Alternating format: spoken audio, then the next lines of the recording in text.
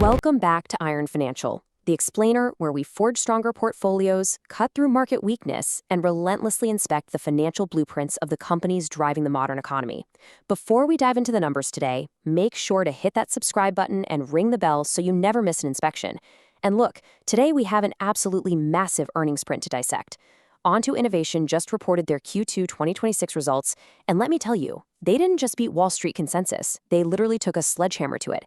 We're talking about record revenue of $343.1 million and a backlog that just smashed through the $1 billion threshold for the very first time. The stock surged after hours, naturally. But what makes this beat so incredibly surprising is the highly volatile macroeconomic environment for semiconductors right now. We have seen major legacy equipment makers stumble and miss, yet Onto is thriving.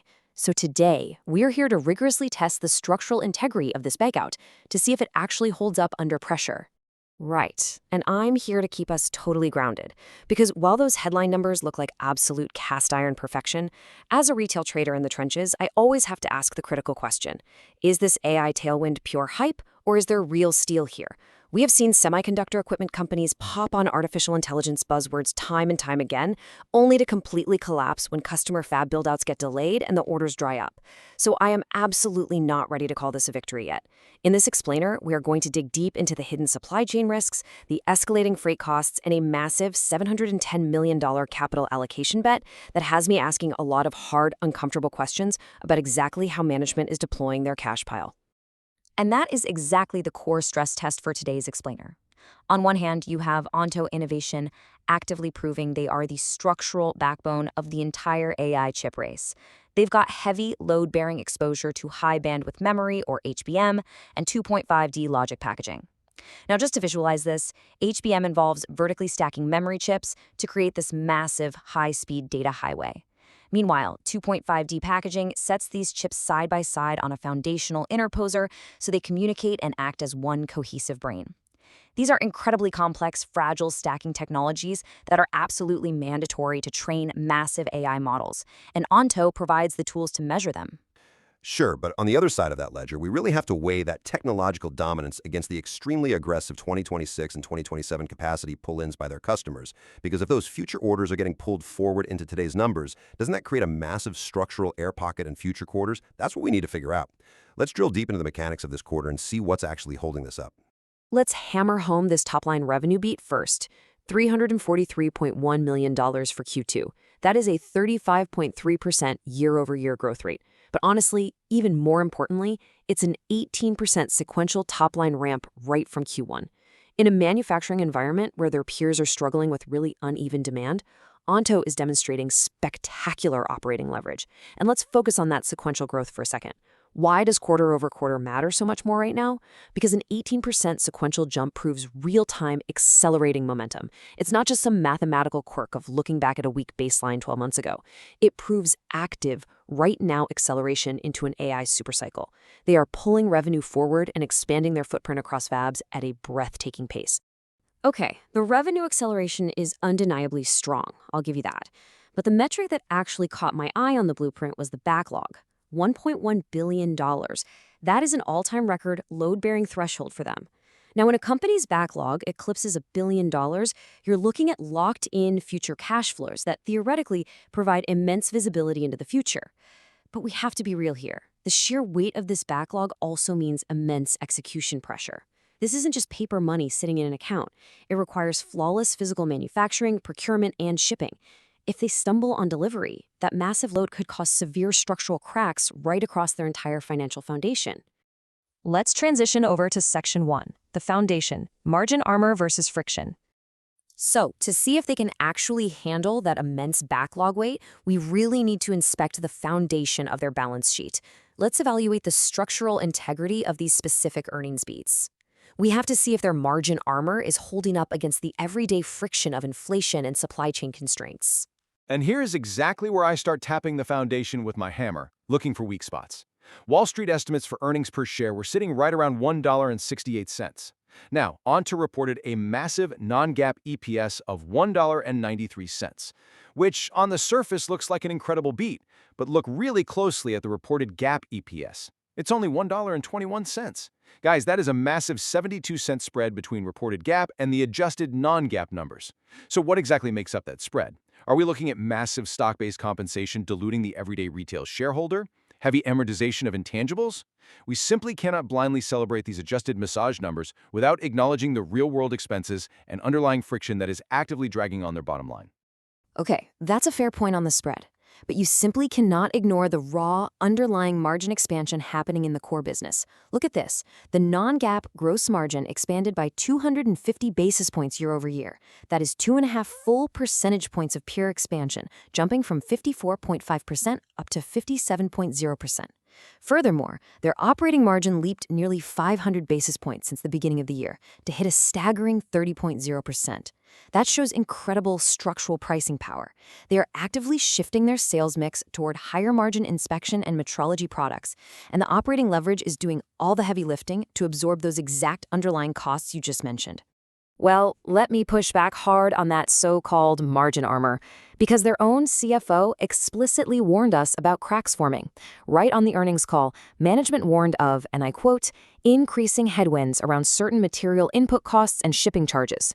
We're talking about rising memory pricing pressure internally and escalating fuel and freight surcharges. If input costs inflate faster than they can realistically raise prices on these massive pieces of heavy equipment, this 57% gross margin could absolutely act as a structural trap. It could completely cap their upside right as they attempt to execute on that billion-dollar backlog. Moving on to Section 2, the segment engine room. Let's look at exactly what is driving these numbers. Now, those input costs are a risk to watch, no doubt. But to understand why I firmly believe they can outpace those costs, we need to pivot this explainer right into the engine room. Let's dissect the mechanical drivers of growth across Onto's individual business segments. Just look at the advanced nodes segment. This was a 50% sequential jump to roughly $120 million in a single quarter. This wasn't some isolated fluke. It was incredibly broad-based strength. Logic was up over 40% and memory was up 60% quarter over quarter. The core catalyst here is their Atlas G6 system. The Atlas G6 features a significantly smaller spot size, which is absolutely critical for driving precision in next-generation gate-all-around, or GAA, architectures. For those who don't know, gate-all-around is the next major evolution of transistors, where the gate actually contacts the channel on all sides to prevent current leakage. It is incredibly mind-bendingly complex. You need impossibly precise metrology, meaning smaller spot sizes that can measure structures that are merely atoms thick. Onto is literally delivering the exact structural blueprints that chipmakers desperately need today. And that exact same momentum carries directly into advanced packaging, which just hit an all-time record high. The Dragonfly G5 inspection system and those Atlas G6 metrology platforms are creating a true supercycle of market share gains. They are actively displacing incumbent legacy competitors in both high-bandwidth memory and 2.5D logic packaging. The reality is, customers are realizing that legacy tools simply cannot handle the structural complexity of these new 3D chip designs. Onto is aggressively stepping in to reinforce that gap, permanently welding their proprietary tech into the absolute most critical parts of the semiconductor supply chain. Furthermore, they aren't just defending their turf, they are expanding their structural moat into entirely new technological territories. We're seeing a massive SAM expansion into next-gen tech. Now, SAM stands for Serviceable Addressable Market. It means the specific slice of the pie they can actually capture right now with their current toolset. They've recently secured over $50 million in orders just for silicon photonics. That's the revolutionary process of using light instead of electrical signals to move data at AI speeds. Management fully expects this specific market SAM to exceed $500 million by 2030, heavily catalyzed by their optical AI diffract software, which essentially locks customers securely into their software ecosystem. Look, I will happily admit the advanced packaging surge is incredibly impressive, but I have to temper the excitement here by pointing out some clear rust in the engine room. The specialty devices segment, specifically power and SDI, actually saw a sequential dip this quarter. The numbers went backwards. Now, management is projecting a strong rebound in Q3, but as an investor, I have to demand a real answer here. Is that projected Q3 rebound based on pure, undeniable steel, or is it just wishful thinking hoping the macro environment improves? Because if customer spending in specialty power devices remains soft, it creates a serious drag on the whole system that their AI revenue constantly has to overcompensate for. Section 3. The load-bearing beams, Backlog, and the Rigaku acquisition. That is a perfectly valid concern on the specialty devices. And it leads us perfectly into analyzing the really heavy strategic bets this company is making. We need to transition from just the quarterly numbers to the load-bearing beams of their long-term strategy. It is time to aggressively stress test their capital deployment and the actual duration of their backlog to see if this whole structure can stand the test of time. Let's look closely at the mechanics of this $1.1 billion backlog. Roughly 60 to 70% of it is completely committed for 2026, and a massive 30 to 40% is already locked in for 2027. I would argue this distribution provides ironclad multi-year visibility. Customers are issuing hard purchase orders well in advance of historical norms just to secure manufacturing slots. Yeah, I see that completely differently. I see dangerous execution exposure. If the broader macro environment shifts and these massive multi-billion-dollar customer fab build-outs stall or get pushed out, that so-called ironclad backlog can evaporate overnight. What if a major customer pauses, just waiting for interest rate clarity? What if sudden geopolitical export restrictions on fabs halt a massive international build-out? This backlog is only ironclad until a major customer calls and delays a facility by 6 months. But honestly, the absolute biggest structural risk for me right now is this capital allocation play. Onto is officially buying a 27% stake in the X-ray technology leader Rigaku for a staggering $710 million. They are literally burning through roughly 38% of their $1.88 billion cast iron cash pile just for a minority stake. Let that harsh math sink in for a second. Why drain nearly 40% of your total liquidity right when supply chains are getting severely constrained and your material input costs are actively rising? That feels like a massive, entirely unnecessary gamble with shareholder capital at the worst possible time. Actually, scratch that. It is absolutely not a gamble. It is blueprinting the future of the company. Let me vigorously defend this acquisition because the long-term mechanics here are honestly brilliant. By acquiring this specific stake, Onto plans to seamlessly blend their proprietary optical AI diffract software with Rigaku's industry-leading X-ray metrology. You see, optical inspection is hitting absolute physical, scientific limits as chips get incredibly small. By combining optical software with X-ray tech, they establish a completely dominant roadmap for N+2 advanced nodes. By N+2, we are talking about chip architectures 2 full generations into the future. They are aggressively locking down the technological roadmap for the end of the entire decade. It massively expands their structural moat against competitors who only hold one piece of the metrology puzzle. Okay, but a theoretical moat in 5 years doesn't pay the bills today, right? Let's do the harsh math as a trader looking at this quarter's earnings. That $710 million cash outlay means massive lost interest income. If they were earning a standard 4 or 5% risk-free rate on that cash sitting in the bank, that is tens of millions in guaranteed zero-risk profit completely gone. If the AI diffract software licensing revenues fail to scale immediately within Rigaku's installed base, that lost interest income is going to act as a severe, heavy drag on near-term EPS. They are literally trading guaranteed steal today for highly speculative software synergy tomorrow. Section 4. The final inspection, guidance, and our verdict. Now, the market typically rewards forward-looking R&D, but I'll admit your point on the immediate EPS drag is mathematically sound. Which brings us to the final phase of today's explainer. We are moving into the final inspection where we need to weigh the upcoming guidance against these exact execution risks. Let's look at the incredibly aggressive Q3 targets management just laid out on the blueprint. They are calling for a massive step up to $380 to $400 million in revenue. They are explicitly targeting non-GAAP EPS of $2.18 to $2.38, and look incredibly closely at that non-GAAP operating margin. It is stepping up to a midpoint of 32%.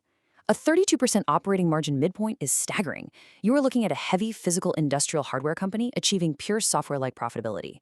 As the higher-priced Dragonfly G5 volumes ramp up, the operating leverage is clearly doing the heavy lifting here to generate massive sequential cash flow.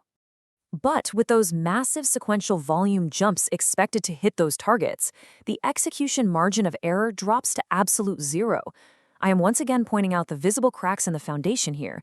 Management openly admitted on the call that supplier component lead times are actively extending. When you are ramping physical production this aggressively in the second half of the year, a single-point supply chain failure, like a delay in securing precision optics from a vendor or a shortage of specialized metals, could cause the whole revenue structure to completely collapse for the quarter. Fair enough. So let's summarize the final score on this balance sheet. On the bullish side, you have incredible, highly coveted, pure-play AI exposure, massive SAM expansion into silicon photonics, absolute zero debt stress, and accelerating wafer fabrication equipment outperformance across the board. And on the bearish side, you are paying extremely high valuation multiples for a company that is now heavily reliant on absolute perfect operational execution while simultaneously absorbing gross margin friction and draining $710 million in hard cash for a minority stake. Which brings us to the ultimate boiling point. We have to challenge you, the viewer, to evaluate the structural mechanics of this balance sheet for yourself. Is this massive $1.1 billion backlog and incredible margin expansion undeniable proof of an AI supercycle winner? Or are retail investors walking blindly into a structural trap, completely mesmerized by the top-line revenue growth, while completely ignoring the supply chain constraints, the underlying EPS friction, and the serious capital allocation risks of the Rigaku deal? Well, it's time for the Iron Financial verdict. Given the 30% plus operating margins, the active ongoing displacement of legacy competitors with the Atlas G6, and the incredible multi-year visibility locking up the technology roadmap all the way to N+2 nodes, I am rating this an ironclad buy. The steal here is completely real. And look, I respect the underlying numbers, but given the severe execution risks, the friction hiding in that gap to non-GAAP spread, and the undeniable near-term EPS drag from the Rigaku cash burn, I have to rate this a speculative hold. You absolutely need a market pullback to build a safe margin of safety before allocating your capital here. The ultimate question remains for you to decide. As chip architectures become infinitely more complex, can Onto Innovation carry the heavy, unprecedented load of the AI supercycle, or will the sheer weight of their own backlog break the foundation? Thanks for joining us on this explainer. Keep your portfolios forged strong, hit subscribe, and we will see you in the next inspection. Quick disclaimer, everything I share is for entertainment and informational purposes only. I'm not a financial advisor, so please do your own research or talk to a professional before making any moves with your money.